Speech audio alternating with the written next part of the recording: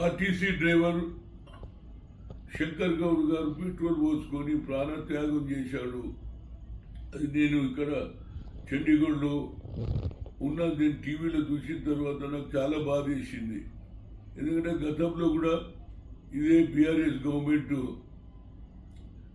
RTC కార్మికులకు అన్యాయం జరుగుతుందని ఆ రోజులలో కాంగ్రెస్ తరఫున నేను అన్ని డిపోలు తిరగడం జరిగింది.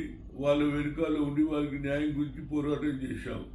మన ప్రభుత్వం వచ్చిన తర్వాత మరి వాళ్ళకి ఏదైతే హామీలు ఇచ్చినాయో అది పూర్తి చేయడానికి ఫర్దర్గా ఇలాంటి డ్యామేజ్ జరగకుండా, ఇలాంటి ఆత్మహత్యలు జరగకుండా చూడాలంటే మీరు 10 లక్షలు ఏదైతే ఎక్స్గ్రేషియా ఇచ్చారో దానితో పాటు వాళ్ళ కుటుంబ సభ్యులు ఎవరికొకరికి ఆర్టీసీలో ఉద్యోగం ఇవ్వాలి.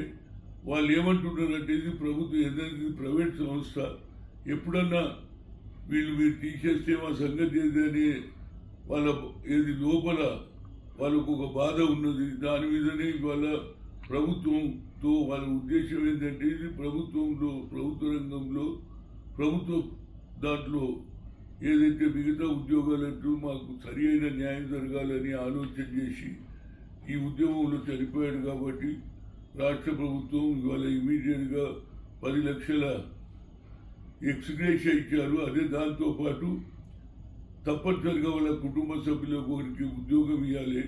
అదేవిధంగా ఇది పర్మనెంట్ సొల్యూషన్. ఫర్దర్గా ఇక ముందు ఏవైతే ఆత్మహత్యలు జరగకుండా కండక్టర్లను, డ్రైవర్లను, అందులో పనిచేసే ప్రతి వ్యక్తికి కూడా న్యాయం చేయాలంటే రాష్ట్ర ప్రభుత్వం, ముఖ్యమంత్రి గారు, అదేవిధంగా ఆర్టీసీ మినిస్టర్ అయినటువంటి పొన్నం ప్రభాకర్ గారికి విజ్ఞప్తి చేస్తున్నా. ఫర్దర్గా ఇలాంటివి కాకుండా ఇది తొందరగా మనం ఎన్నికల ముందు ఏం చెప్పామో ఆలోచన చేసి దాని ప్రకారంగా వారికి సరైన న్యాయం చేస్తే బాగుంటుంది.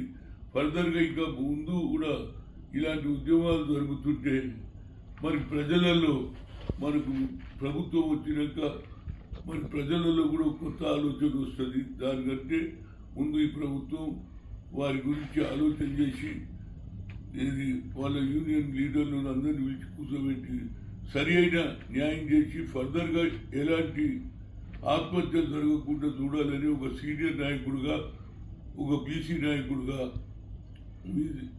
వారి రాష్ట్ర ప్రభుత్వాన్ని రిక్వెస్ట్ చేస్తున్నాను. తప్పనిసరిగా ముఖ్యమంత్రి గారితో, అదేవిధంగా ఆర్టీసీ మినిస్టర్తో హైదరాబాద్ పోయిన తర్వాత వాళ్ళతో మాట్లాడతా ఏదైనా నా ప్రగాఢ సంతాపం, భగవంతుడు వాళ్ళ కుటుంబ సభ్యులకు ఆయుధారోగ్యాలు ఇవ్వాలని కోరుతున్నా.